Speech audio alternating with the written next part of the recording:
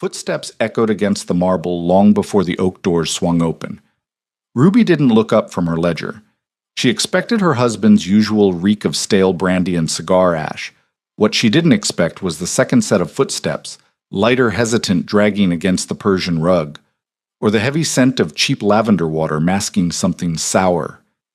When she finally raised her eyes, he wasn't alone, and the woman clinging to his arm was 6 months pregnant. The parlor was suffocatingly warm. The coal fire in the hearth snapped, spitting a small ember onto the copper guard. Ruby stared at the woman's boots. They were scuffed brown leather, the soles caked with gray street mud that was now flaking off crumb by crumb into the intricate wool pile of Ruby's prized rug. "Ruby," Abelardo said. His voice was a forced hollow baritone. It lacked the easy confidence he usually wore when ordering the servants or demanding more funds. He sounded like a boy caught stealing bruised apples. Ruby's gaze traveled slowly upward, past the mud, past the frayed hem of a navy wool skirt that had seen too many damp London afternoons, past the swollen, undeniable curve of the woman's belly hastily disguised beneath a tailored but poorly fitted traveling coat. Finally, Ruby met the woman's eyes. They were wide, red-rimmed and terrified. She looked like a cornered rabbit waiting for the snare to pull tight. This is Camilla." Abelardo mumbled, his hand resting awkwardly on the small of the woman's back. "She will be staying in the East Wing." A normal woman might have screamed. A predictable woman might have thrown the heavy brass inkwell resting near her right hand. Ruby did neither. Instead, a strange, suffocating numbness bloomed behind her ribs, cold and thick like a winter fog. She felt a bizarre detachment, as if she had floated upward, and was watching this tragic comedy unfold from the plaster ceiling. Her heart didn't race. It slowed down. The ticking of the grandfather clock in the hall grew deafeningly loud. Tick, clack, tick, clack. "The East Wing," Ruby repeated. Her voice was perfectly level.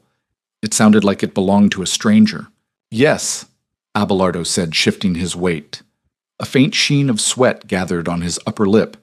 He smelled of damp wool, nervous perspiration, and the sweet, sickly odor of peppermint pastilles he always chewed to hide the gin. "Given her delicate condition, she requires country air," the physician in London insisted. "I see." Ruby placed her fountain pen deliberately into its holder. The faint scratch of the nib against the glass was the only sound in the room for a long, agonizing moment. Camilla let out a small, wet sniffle. She smelled overwhelmingly of synthetic lavender water, the kind sold for pennies at apothecaries, a sharp chemical scent that was making Ruby's throat itch. "She's carrying my air, Ruby." Abelardo said, the defensive edge finally bleeding into his tone. He lifted his chin, attempting to look aristocratic and proud, but he only looked tired. The skin around his eyes was bruised with purple exhaustion, his fair hair thinning at the temples. He was 34, but in the harsh afternoon light he looked like a man hollowed out by his own indulgences. "You and I, well, we know our situation. Our situation. The barren Duchess. The empty nursery. The whispers in the drawing rooms of their peers." Ruby looked at Camilla's stomach again. A hot, ugly spike of pure humiliation pierced through her detachment. It was a visceral, sickening twist in her gut, a reminder of her own perceived failure. She hated herself for feeling it. She hated Abelardo for bringing the evidence of his virility into her private sanctuary, and she hated this shivering, pathetic girl for being the vessel. But the anger was fleeting, immediately swallowed by the cold, practical machinery of Ruby's mind. "Mrs. Hodges will need to prepare a room," Ruby said smoothly, rising from her desk. Her knees felt like water, but her posture was flawless. The stiff taffeta of her mourning gown, she was still technically in half mourning for a distant aunt, rustled ominously in the quiet room. "The East Wing is drafty. The Blue Room will be better. It has a southern exposure." Abelardo blinked, thrown entirely off balance. He had prepared for a storm. He had braced for tears, for hurled porcelain, for threats of divorce. He had not prepared for hospitality. Thank you, Ruby. I knew you would be reasonable." He let out a breath he had clearly been holding since he stepped off the carriage. "I am always reasonable, Abelardo," Ruby said, stepping around the desk. She walked past them close enough to feel the damp cold radiating off Camilla's cheap coat, close enough to see the violent trembling of the girl's jaw. Camilla looked at Ruby, her lips parting as if to speak, to apologize, to beg. Ruby didn't give her the chance. "Have your bags brought up through the servants' entrance. The mud," she gestured vaguely to the rug, "is becoming a problem." She walked out of the parlor, her footsteps clicking sharply against the marble. She made it all the way to the downstairs water closet, locked the heavy mahogany door, knelt over the porcelain basin, and vomited until her throat burned and her ribs ached, the sour taste of bile mixed with the phantom smell of cheap lavender. When she finally rinsed her mouth, the water from the brass tap was freezing. She pressed a wet towel to her forehead, staring at her pale reflection in the mirror. Her eyes were dark hollow, but completely dry. "Reasonable," she whispered to the empty room. Her lips cracked into a humorless smile. "I will be so reasonable, Abelardo, you won't even see the knife until you bleed." Dinner was an exercise in macabre theater. Abelardo had insisted Camilla join them. Ruby sat at the foot of the long dining table, Abelardo at the head, and Camilla marooned in the middle, staring at a plate of roasted mutton as if it might leap up and bite her. The silence was heavy, punctuated only by the clinking of heavy silver forks against fine bone china. The dining room smelled of roasted meat beeswax candles and the dusty scent of the heavy velvet drapes that had been pulled shut against the autumn wind. Ruby ate methodically. She chewed her meat, swallowed, drank her water. She watched Camilla try to cut her mutton with shaking hands. The girl's knuckles were red and chapped. She wasn't a lady. She was likely a shop girl, or perhaps a seamstress. Abelardo had found during one of his extended business trips to the city. "The gravy is excellent tonight," Abelardo proclaimed loudly, the sound startling Camilla so badly she dropped her knife.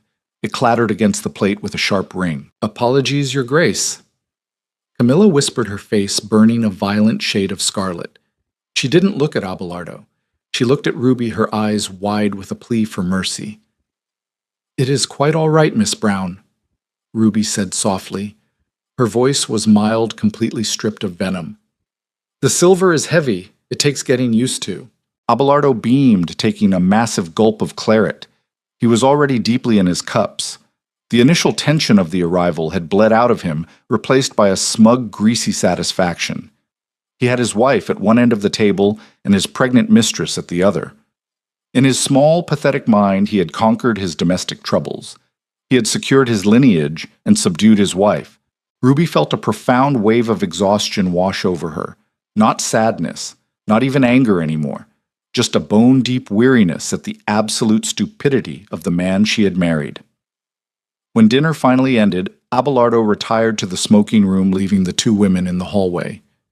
Camilla stood awkwardly clutching her hands in front of her swollen belly. In the dim light of the gas sconces, she looked terrifyingly young. 20, perhaps. Camilla started, her voice breaking. "I never wanted to cause trouble, Your Grace. He told me you understood, that you were of an arrangement." Ruby stopped on the bottom step of the grand staircase. She turned slowly, looking down at the girl. "An arrangement," Ruby repeated. The taste of copper flooded her mouth again. "Is that what he called it?" Camilla nodded frantically, tears finally spilling over her lashes, tracing clean tracks down her dusty cheeks. "He said you were practically estranged, that you wanted an heir for the estate as much as he did, and you wouldn't mind how it arrived. I swear it, Your Grace. If I had known..." Ruby studied the girl's face. There was no malice there, no triumph. Just a desperate, gullible child who had believed the lies of a man in a velvet waistcoat. Abelardo had promised her safety, a roof, a place for her child. He had promised her a slice of a grand dukedom. "Go to bed, Camilla." Ruby said, the harshness leaching out of her voice despite her best efforts. She couldn't bring herself to torture a terrified animal. "Mrs. Hodges has left hot bricks for the sheets. We will speak tomorrow." Camilla curtsied a clumsy, unbalanced bob and fled toward the east wing. Ruby didn't go to her bedchamber. She walked down the long, drafty corridor to her private study. The air in the study was cold and smelled of old paper and ink. Ruby lit a single kerosene lamp on her desk, casting long, dancing shadows against the oak-paneled walls. She unlocked the bottom drawer of her desk with a small brass key she kept on a chain around her neck. She pulled out 3 heavy leather-bound ledgers. These were not the estate ledgers Abelardo showed to his solicitors. These were the true accounts, the blood and bone of the Ainsley fortune, or rather, the lack thereof. Abelardo thought he was bringing an heir into a kingdom. He didn't realize the castle was built on rotting timber, held together entirely by Ruby's grace. She opened the first ledger. The columns of red ink were staggering. Abelardo's gambling debts from his club in St. James, mortgages on the tenant farms that were underwater, promissory notes to creditors in London, Paris, and Vienna, the tailor bills, the wine merchants, the carriage makers. Abelardo lived like a king because Ruby allowed it. When they married 8 years ago, Ruby had brought a massive industrial fortune to the union. Her father had made his money in coal and steel dirty money, the aristocracy whispered, but they were more than happy to spend it. The marriage contract, however, had been drafted by her father's ruthless lawyers. Her principal fortune was locked in a trust that Abelardo could not touch.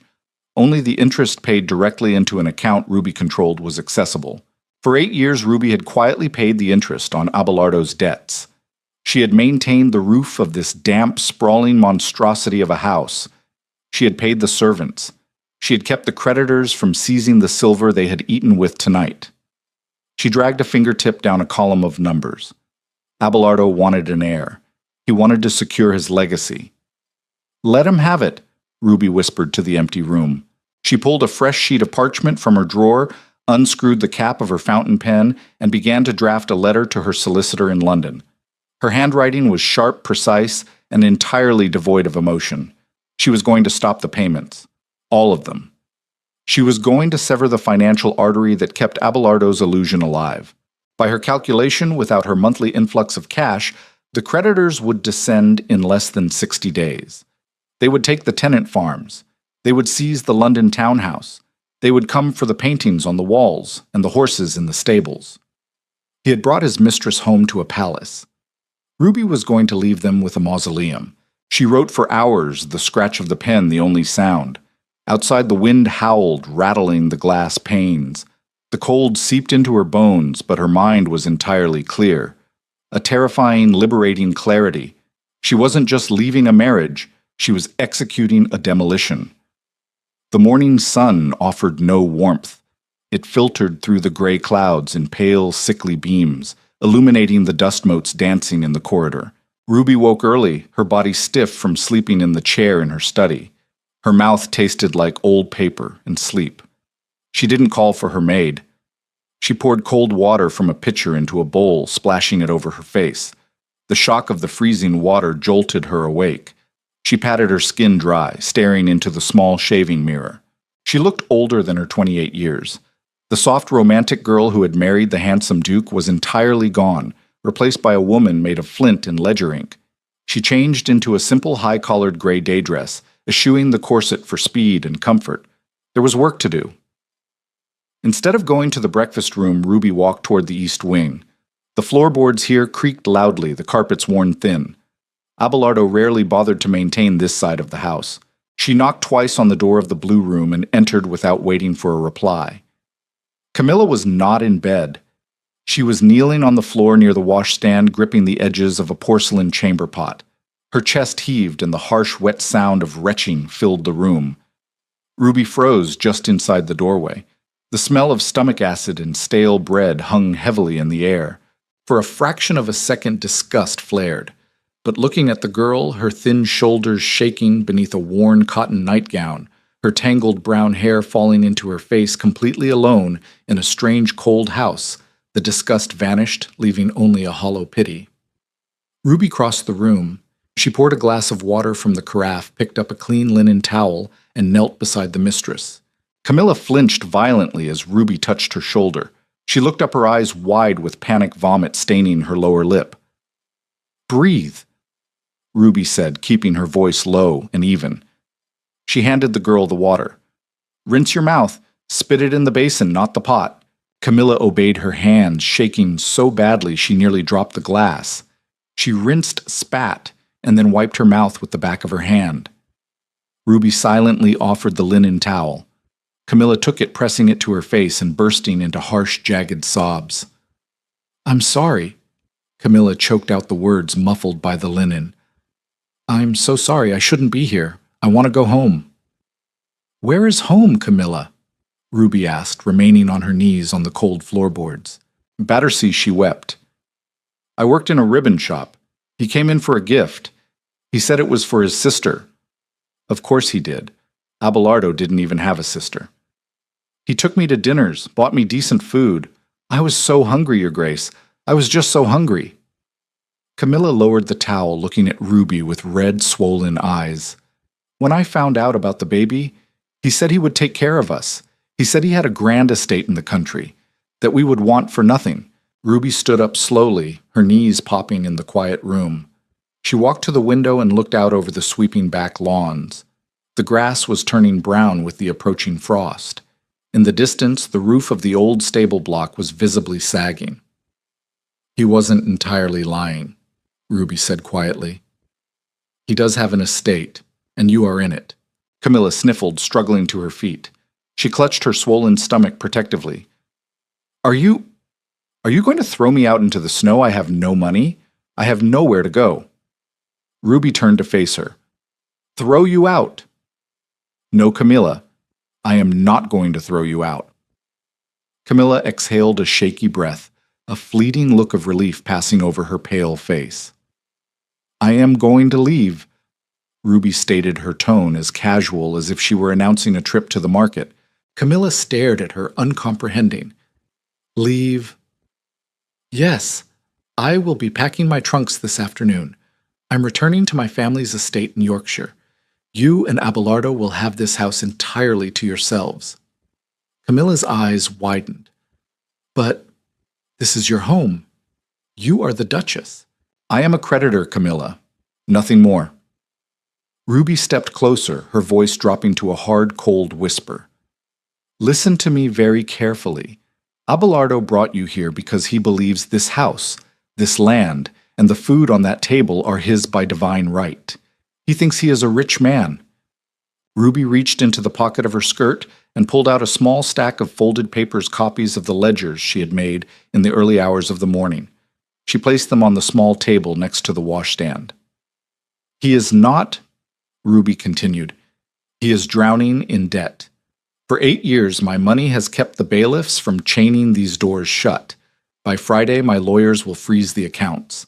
I am severing my financial ties to this estate." Camilla looked at the papers, then back to Ruby, sheer terror returning to her eyes. I don't understand." "It means," Ruby said softly, almost gently, "that within a month, the butchers will stop delivering meat, the coal merchants will stop delivering fuel, the servants will leave because they cannot be paid, and the banks will come to take the furniture you are sitting on." Camilla backed away, hitting the edge of the mattress. "Why are you telling me this?" "Oh, because you are carrying a child," Ruby said, her gaze dropping to Camilla's stomach. The sting was still there, a dull ache, but it no longer controlled her. "Abelardo has condemned you both to a sinking ship. He is a parasite, Camilla, and I am removing the host." Ruby walked to the door, placing her hand on the cold brass knob. "He will panic," Ruby said, looking back over her shoulder. "When the letters from the banks arrive, he will rage. He will try to find me. When he realizes he cannot touch my money, he will turn on you, because you are the only thing he has left to blame." Camilla was trembling again, her hands gripping the bedpost so tightly her knuckles were white. "There are 10 pounds in the top drawer of that dresser," Ruby said, nodding toward the heavy oak piece in the corner. "It is enough for a train ticket back to London and a month's rent in a modest boarding house. I suggest you take it and leave before the first frost sets in, because this house is going to get very, very cold." Ruby stepped out into the hallway and closed the door with a soft, decisive click, leaving the mistress alone in the silence of the doomed estate.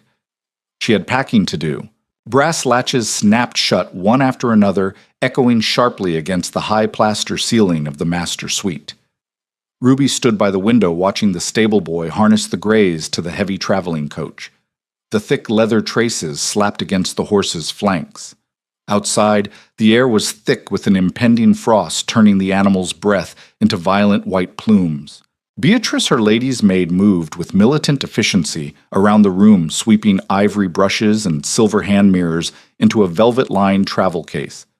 Beatrice hadn't asked a single question when Ruby ordered her to pack only the personal items brought from Yorkshire. Servants always knew the truth of a marriage long before the masters admitted it. "That is the final trunk, Your Grace," Beatrice said. Her voice was tight, betraying a thin wire of anxiety, but her hands were steady. Before Ruby could reply, the door to the suite banged open. Abelardo stood in the threshold. He had not shaved. He wore the same trousers from the previous evening, his silk waistcoat hanging open over a wrinkled shirt. He smelled of stale gin, extinguished cigars, and a sour, nervous sweat that immediately overpowered the scent of the lavender sachets in the trunks. He looked at the stacked luggage, then at Ruby's heavy traveling cloak draped over the chaise lounge. A muscle feathered in his jaw. "What is this?" Abelardo demanded. He attempted to inject his voice with the booming authority of a duke, but it cracked, rendering him petulant. "A tantrum, Ruby. You're packing your bags to pout in Yorkshire, I forbid it." Ruby didn't flinch. She picked up her dark leather gloves from the vanity, methodically working her fingers into the stiff material. "You forbid nothing, Abelardo." She said, her tone conversational. The quietness of her voice seemed to unnerve him more than a scream would have. "I'm returning to my family's home. Beatrice and Thomas are coming with me. You will need to inform Mrs. Hodges that I will no longer require my morning tea." Abelardo crossed the room in 3 long strides. He reached out, his heavy hand clamping down on her forearm. His grip was tight, desperate. "You are my wife!" He hissed, his breath hot and rank against her cheek. "You cannot simply leave because I have secured a future for this family. You are being hysterical." Ruby looked down at his hand, then up into his bloodshot eyes. There was a time, perhaps 5 years ago, when his anger would have terrified her. She would have cried, pleaded, negotiated.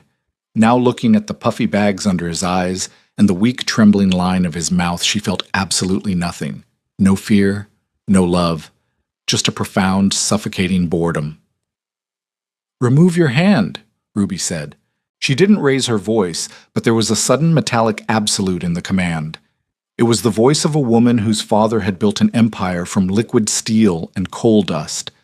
Abelardo blinked instinctively, loosening his grip. Ruby stepped back, smoothing the sleeve of her wool traveling dress. "I am not being hysterical," she continued calmly. "I am being financially prudent. I have instructed my solicitors in London to freeze the Ainsley estate accounts. The monthly drafts drawn from my trust will cease immediately." Abelardo laughed. It was a harsh barking sound that held no humor. "You cannot do that. The estate requires those funds." "Your creditors require those funds," Ruby corrected, pulling on her second glove.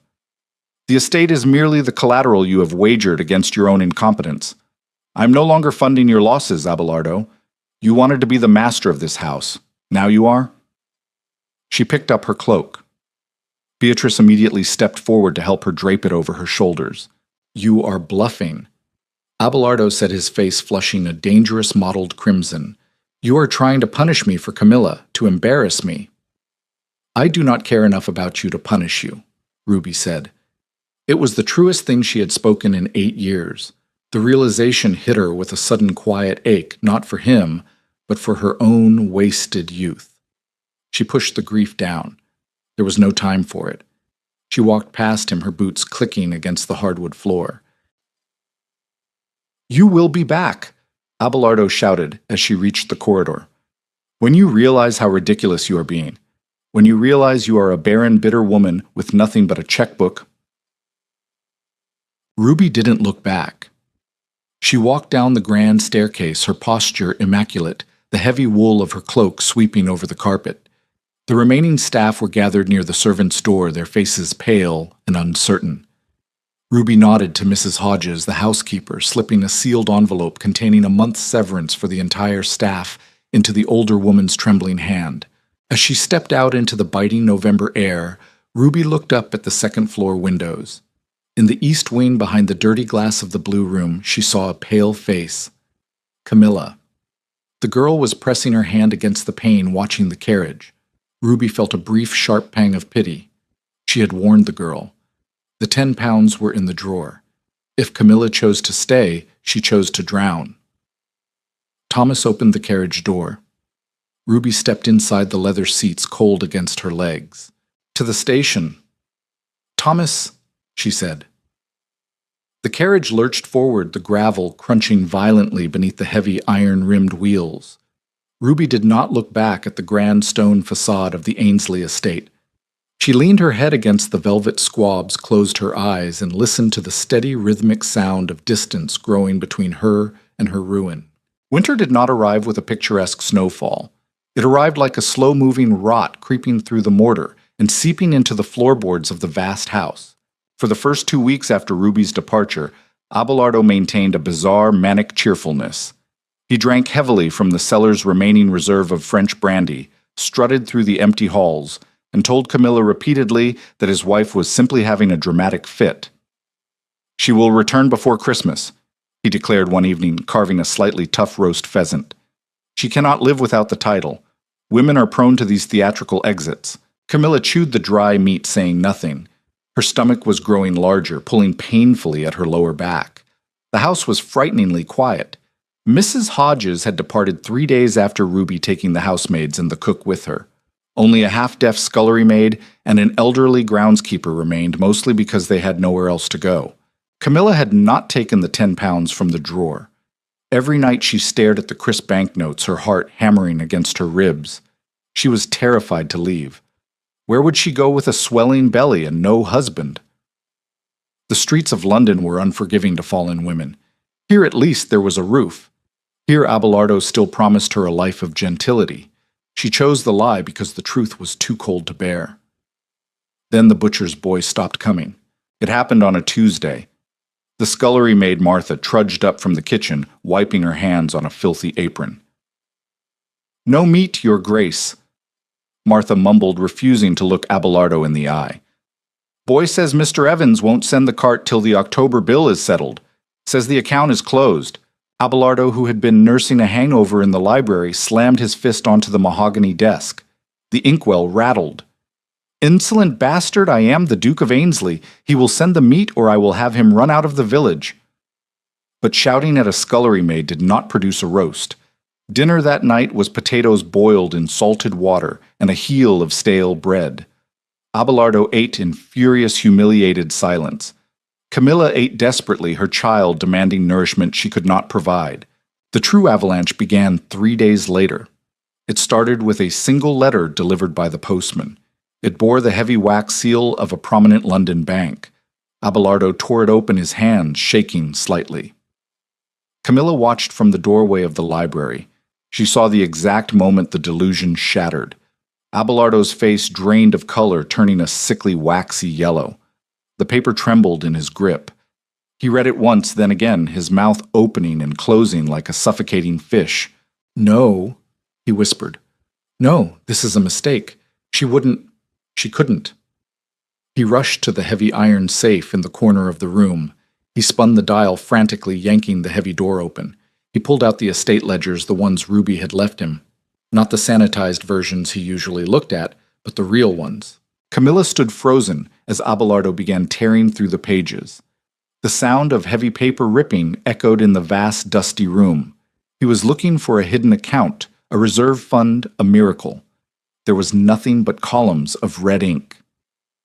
"Abelardo," Camilla asked softly, her voice barely carrying over the crackle of the dying fire in the grate.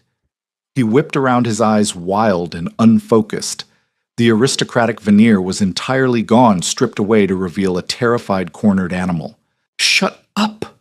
he screamed. Camilla recoiled, her hands flying to her stomach. She stumbled backward, hitting her shoulder against the doorframe. "It's gone," Abelardo muttered, pacing the room, running his hands through his thinning, greasy hair. Everything is frozen. The London townhouse is being repossessed. The mortgages. The interest is due. She didn't just stop the allowance, she pulled the trust entirely. He looked at Camilla, but he wasn't really seeing her. He was seeing the ruin Ruby had so meticulously mapped out.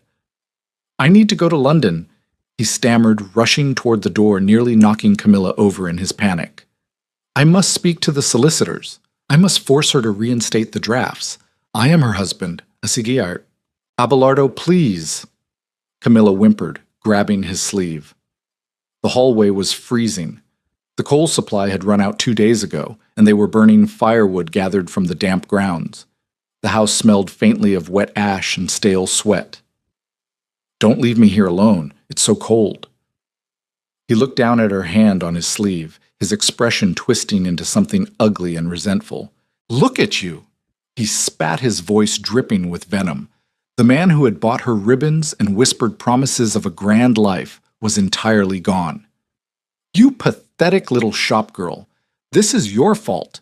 If I hadn't brought you here, she would have stayed. She would have kept paying. He ripped his arm away, sending Camilla stumbling back against the wall. I'm going to London, he snarled. Don't expect me back until I fix this mess you created. He grabbed his heavy wool coat from the hall stand and stormed out the front door, leaving it hanging open. The bitter wind howled into the foyer, carrying dead leaves and the sharp sting of ice. Camilla stood in the grand, echoing hallway, shivering uncontrollably. The silence of the house crashed down on her heavier than it had ever been. She walked slowly to the open door and looked out at the long, empty driveway. Ruby's words echoed in her mind, sharp and clear. He is a parasite, Camilla. And I am removing the host. Camilla closed the heavy oak door, leaning her forehead against the freezing wood. She closed her eyes, tears leaking through her lashes, hot and useless against the biting cold. She finally understood. Ruby hadn't abandoned them. She had executed them, and Camilla was trapped in the tomb. Yorkshire smelled of sulfur and wet pine. It was an industrial perfume carried on the wind from the iron foundries her grandfather had built in the valley below. To the local aristocracy, it was the stench of new money and dirty hands. To Ruby, sitting in the heavy leather armchair of her late father's study, it smelled like absolute untouchable security. The hearth before her roared with high-grade anthracite coal. It burned hot and clean, throwing a brilliant orange light across the mahogany bookshelves and the Persian rug that bore no muddy footprints. A silver tea service sat on the low table between Ruby and Mr. Harrison, a solicitor whose sharp suits and sharper mind had served the Ainsley fortune, or rather Ruby's father's fortune, for 2 decades. He smelled of peppermint and expensive wool, a comforting contrast to the stale gin and despair Ruby had left behind. He attempted to secure a loan against the London townhouse 3 days ago. Mr. Harrison said, balancing a bone china teacup on his knee. His voice was dry, devoid of judgment, presenting the ruin of a duke, as if he were reading a grocery list. Barclays turned him away. Then he tried the private lenders in Mayfair, the ones who cater to desperate men. Ruby took a slow sip of her Earl Grey. The bergamot was sharp on her tongue. And they refused him, Harrison replied, setting the cup down with a quiet clink. Word travels quickly in the city, Your Grace. The financial sector is intimately aware that the Ainsley accounts are frozen. Without your signature, he possesses no liquid assets. The estate itself is so heavily mortgaged that the land holds no collateral value. Ruby looked into the fire. The flames licked at the black coals, turning them a glowing, translucent red. She had expected to feel a surge of vindication. She had imagined this moment during countless lonely nights listening to Abelardo stumble drunkenly down the halls of their decaying mansion. She had thought revenge would taste sweet like a fine dessert wine. Instead, it tasted like ash. It was a strange, hollow ache in her chest. Not pity for Abelardo, she had wrung herself dry of that useless emotion years ago, but a profound sadness for the sheer idiotic waste of it all. He had thrown away a comfortable life for the illusion of control, for the momentary thrill of a young mistress who looked at him with wide, uncritical eyes. Where is he now? Ruby asked, her voice flat. Staying at a dilapidated boarding house in Cheapside, according to our investigators. He was ejected from his club on Pall Mall for an unpaid tab and a rather public altercation with a waiter. Harrison opened a leather folio on his lap, pulling out a crisp sheet of parchment. The creditors are moving on the country estate as you predicted. The bailiffs will arrive by the end of the week to catalog the remaining furniture. Ruby's mind drifted to the east wing, to the blue room, to the drafty corridors and the freezing damp.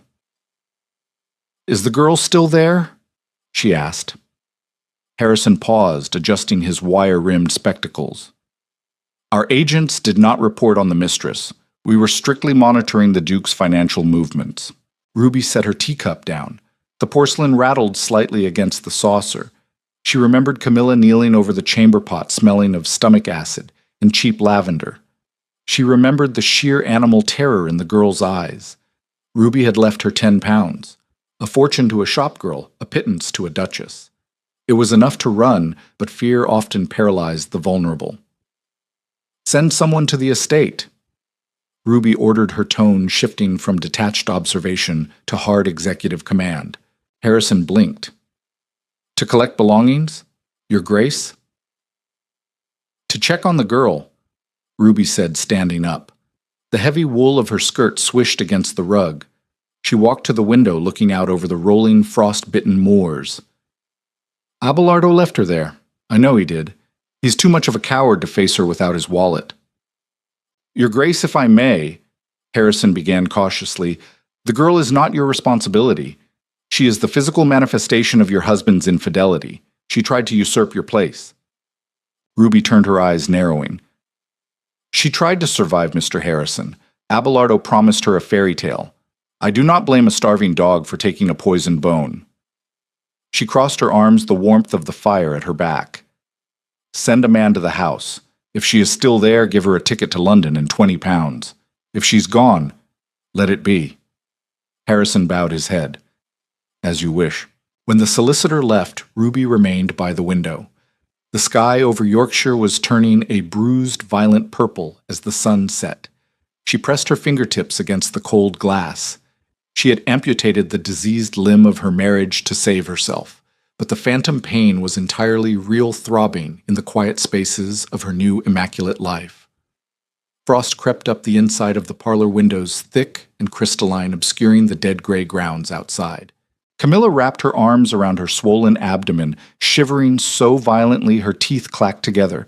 She wore 3 layers of clothing, her wool skirt a discarded velvet evening cloak she had found in a guest wardrobe, and a heavy linen bedsheet wrapped around her shoulders like a shawl. None of it helped. The cold inside the Ainsley estate was a living thing. It seeped up through the soles of her scuffed boots and settled deep into her bones. It had been 8 days since Abelardo left for London. For the first 3 days, Camilla had waited by the front window, nursing a desperate, pathetic hope that a carriage would crest the hill. She had rationed the few remaining potatoes and a heel of moldy cheese from the pantry. On the 4th day, Martha the scullery maid had packed her meager belongings into a burlap sack. "I'm off, miss." Martha had mumbled, not meeting Camilla's eyes. The girl's face was smeared with soot, her breath pluming in the freezing kitchen. "Ain't no food, ain't no coal. Old Man Brown died in his cot last night out in the shed, froze stiff. I ain't staying to be next." Camilla had begged her to wait to help her light a fire to stay just one more night. Martha had simply shaken her head, taken a heavy silver candlestick from the dining room as back wages, and walked out the back door. Now on the 8th day, Camilla was entirely alone. The silence of the massive house was deafening. It amplified every creak of the floorboards, the settling of the roof, the frantic beating of her own heart. The baby, usually a restless, fluttering presence, had gone terrifyingly still over the last 24 hours.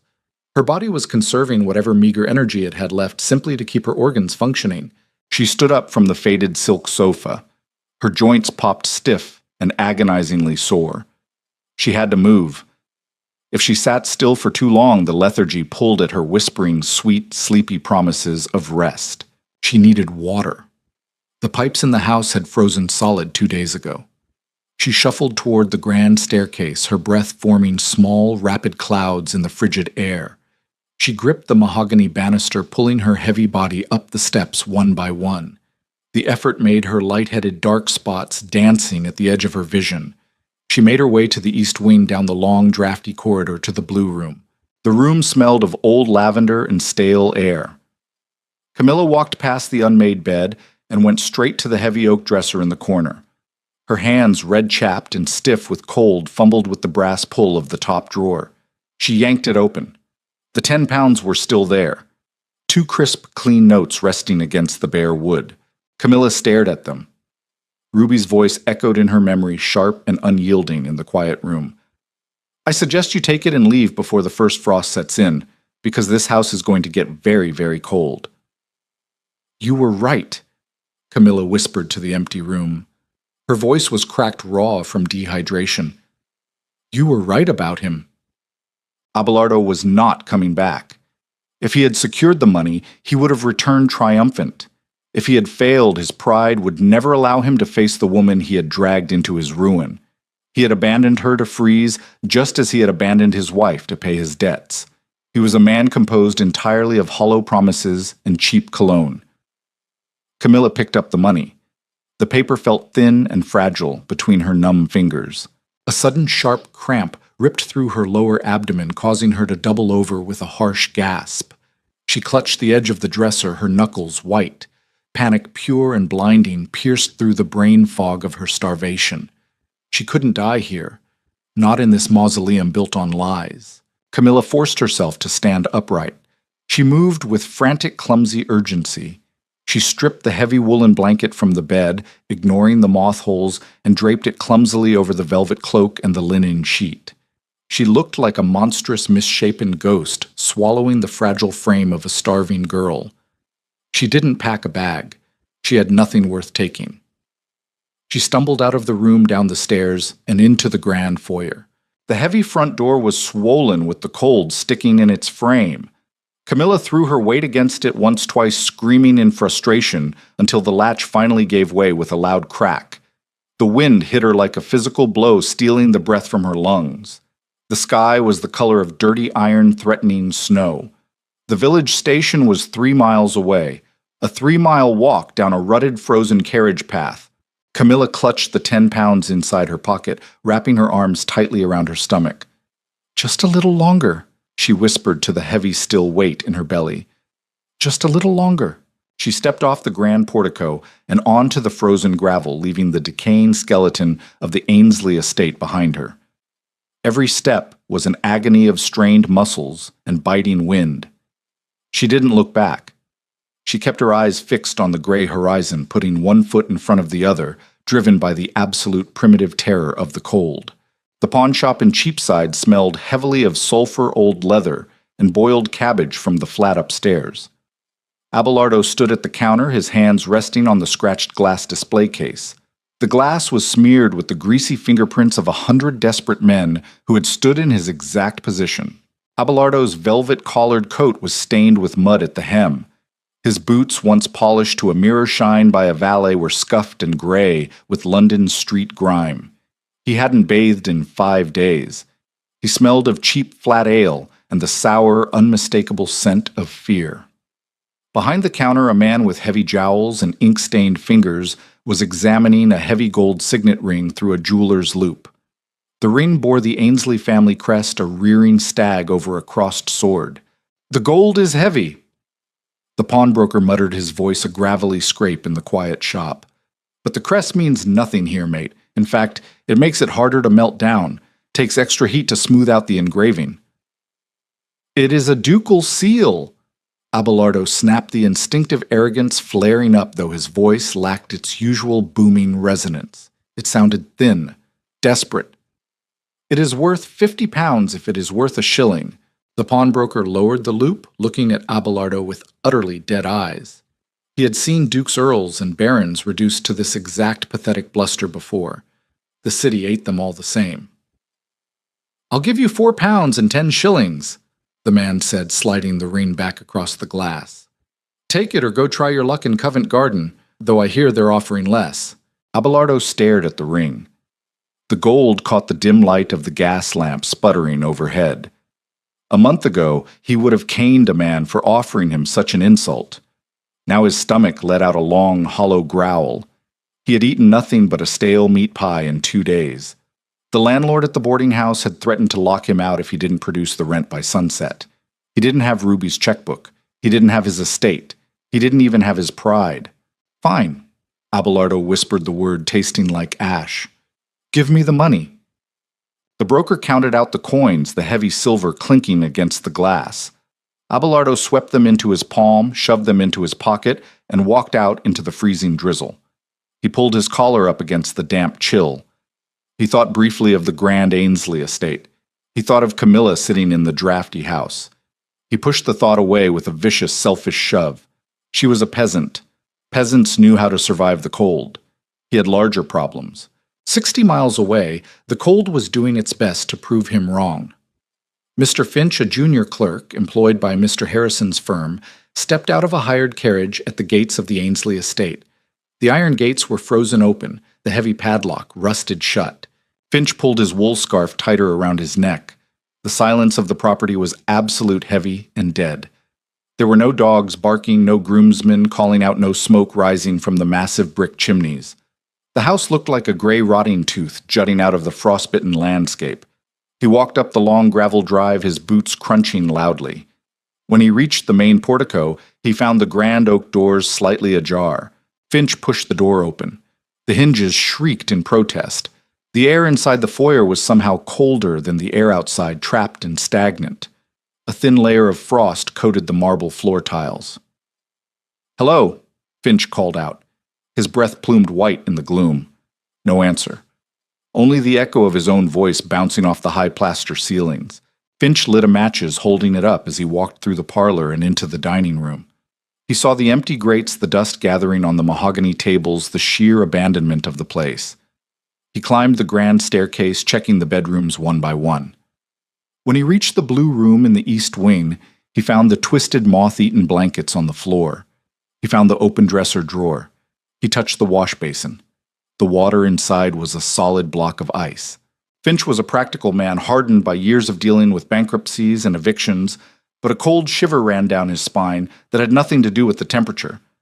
Someone had been living in this icebox. He walked back downstairs and out the front door. He paused on the top step, looking down at the gravel. The frost was heavy, undisturbed, except for a single set of tracks.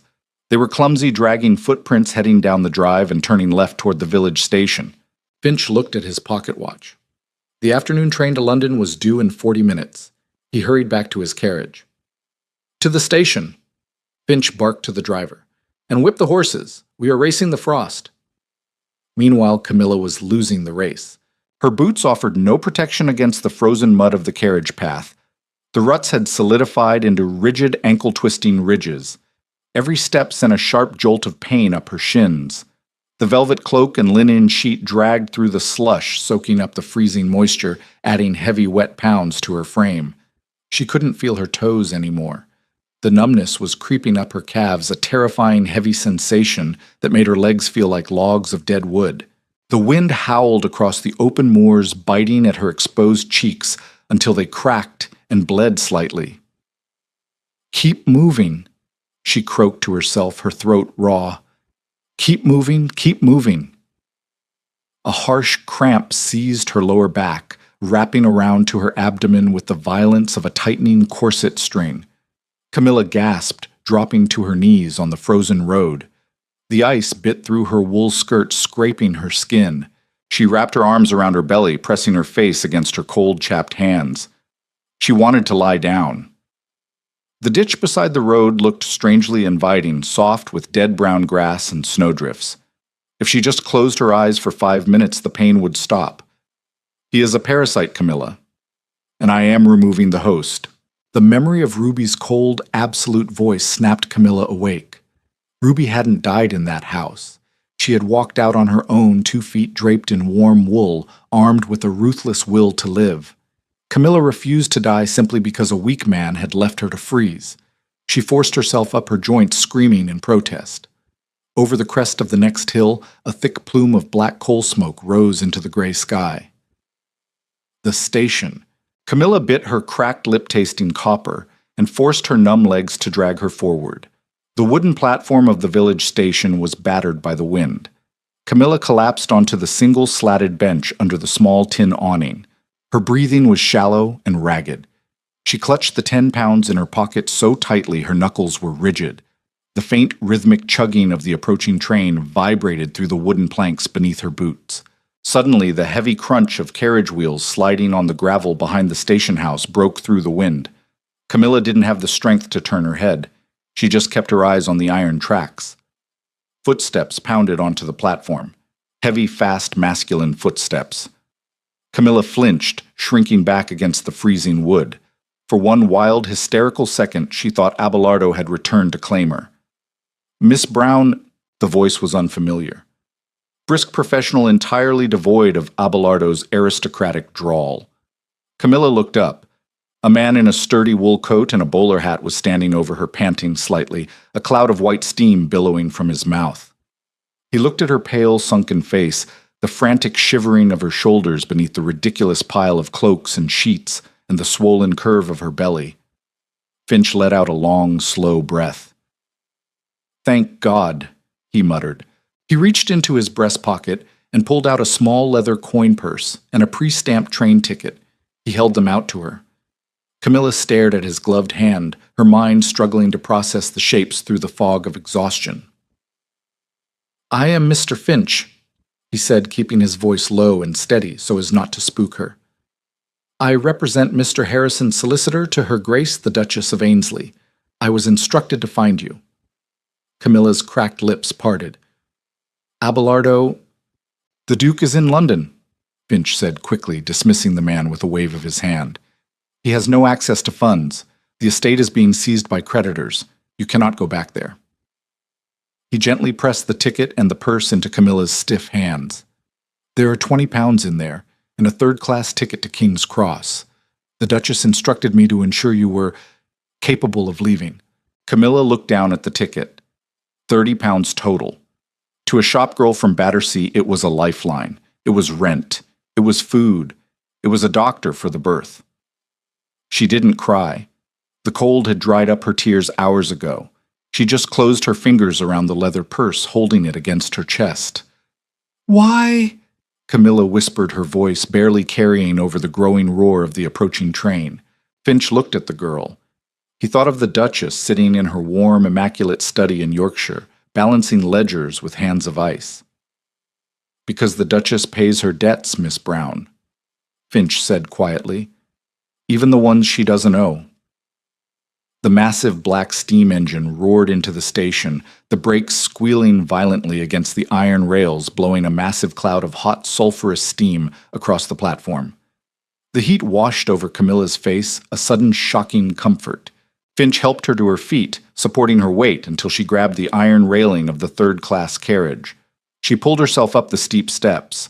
She didn't look back at the moors, at the distant invisible roof of the Ainsley estate, or at Finch.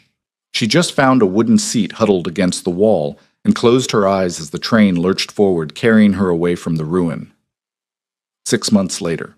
The heat inside the Yorkshire foundry was oppressive, tasting of sulfur-melting iron and sweat.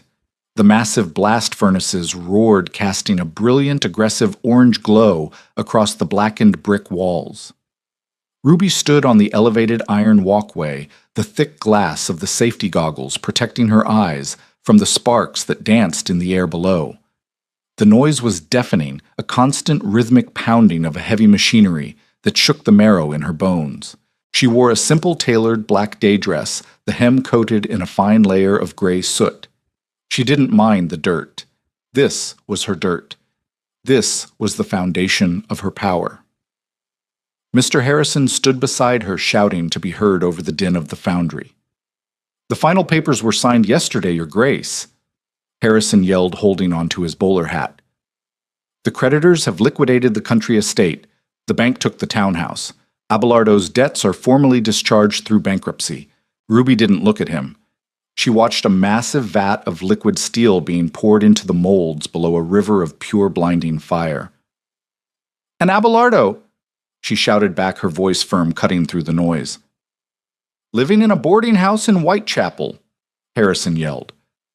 "He has a job tallying cargo on the East India docks. Or he did until his drinking cost him the position last week. The investigators say he is unrecognizable. He looks a decade older. Ruby felt a strange, heavy finality settle in her chest. She had won. She had cut the rot away, preserved her father's legacy, and left Abelardo to the exact life he had earned. But there was no triumphant joy, just a deep permanent scar. She had spent 8 years married to an illusion, pouring her youth into a bottomless pit. She was free, but she was hardened. She was no longer flesh and blood. She felt as though she had been cast from the very steel pouring below her. Cold, rigid, and impenetrable. And the girl... Ruby asked, her gaze fixed on the flames. Harrison leaned closer. The trail went cold at King's Cross. She took the 30 pounds and vanished into the city. Our men couldn't find her in Battersea. She's either dead or she changed her name. Ruby nodded slowly. She hoped Camilla had changed her name. She hoped the girl had taken the money, found a quiet room, and learned the harsh, vital lesson Ruby had been forced to learn, that survival rarely came in the form of a charming man making promises. Survival was a ledger. Survival was brass and coal. "Close the investigation, Mr. Harrison," Ruby said, turning away from the railing. The heat of the furnace faded as she walked toward the heavy iron exit doors. "The Duke of Ainsley is dead. The accounts are balanced." She pushed the door open, stepping out into the cool, sharp air of the Yorkshire afternoon. She took a deep breath, filling her lungs with the smell of pine and industry. She was entirely alone, and for the first time in 8 years, the silence didn't feel like a cage. It felt like an empire. Did Ruby's ruthless financial revenge satisfy your craving for justice, or did the brutal reality of Camilla's survival leave you with a lump in your throat? Sometimes the hero of the story isn't a knight in shining armor, but a woman with an iron will and a balanced ledger.